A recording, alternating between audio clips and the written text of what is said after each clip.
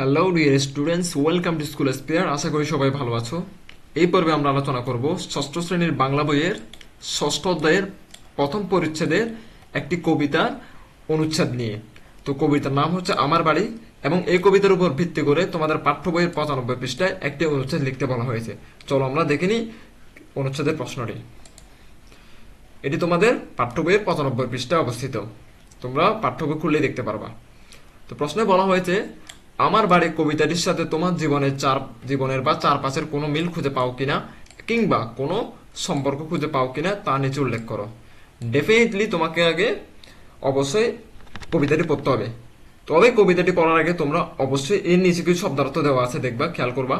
দেখো এখানে শব্দার্থ কিছু দেওয়া আছে, এই শব্দার্থগুলো কিন্তু আগে ঠিক ভালো করে পড়ে নিবা। শব্দার্থগুলো শেষ করার পর তোমরা ডিরেক্ট কবিতা করতে যাবা, তখন কবিতাটি তোমাদের কাছে আরো ইজি মনে হবে, আরো সহজ লাগবে জিনিসটা বুঝতে। তারপর গিয়ে তোমরা এখানে এগুলো লিখতে আসবা। এর আগে যদি লিখতে যাও তোমরা কিন্তু শুধু শুধু কিছু শিখতে পারবা না, ঠিক আছে? চলো আমরা একটা নমুনা উত্তর দেখে নিই। উত্তর দেখার আগে একটা কথা বলে নিই, যারা আমার চ্যানেলটি এখন সাবস্ক্রাইব করো না কিন্তু নিয়মিত আমার ভিডিও দেখো, তারা প্লিজ চ্যানেলটি সাবস্ক্রাইব করে দাও, আমার পাশে থাকো। এবং যারা অলরেডি সাবস্ক্রাইব করে ফেলছো তাদেরকে অসংখ্য অসংখ্য ধন্যবাদ।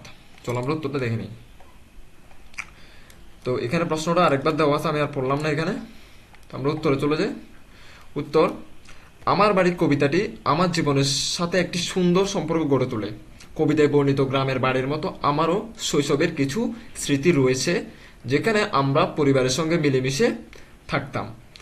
আমাদের গ্রামে অতিথি পরিণত ছিল খুব গুরুত্বপূর্ণ, এবং আমরা অতিথিদের সাদরে আমন্ত্রণ জানাতাম, ঠিক যেমন কবিতায় বলা হয়েছে। এছাড়া গ্রামের পরিবেশ, আম কাঁঠালের বন, ডালিম ফুল আর গাছের দোলানো বাতাসের উল্লেখ আমাকে শৈশবের গ্রামীণ জীবনের কথা মনে করিয়ে দেয়। এই কবিতাটি আমার জীবনের সেই সরল এবং সুন্দর সময়ের স্মৃতি ফিরিয়ে আনে, যা আমি এখনো মিস করি।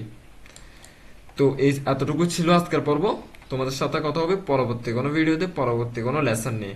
এতটুকু পর্যন্ত সবাই সুস্থ থাকবা, ভালো থাকবা। সবাইকে ধন্যবাদ।